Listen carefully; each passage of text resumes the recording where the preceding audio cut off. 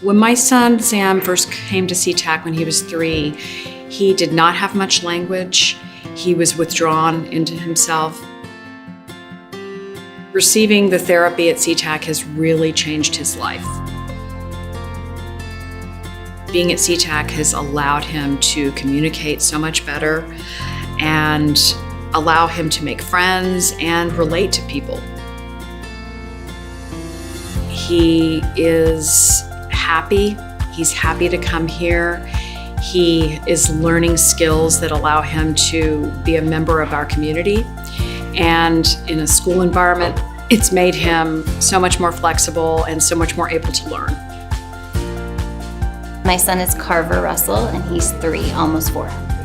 He's grown a lot. His communication has gotten really awesome.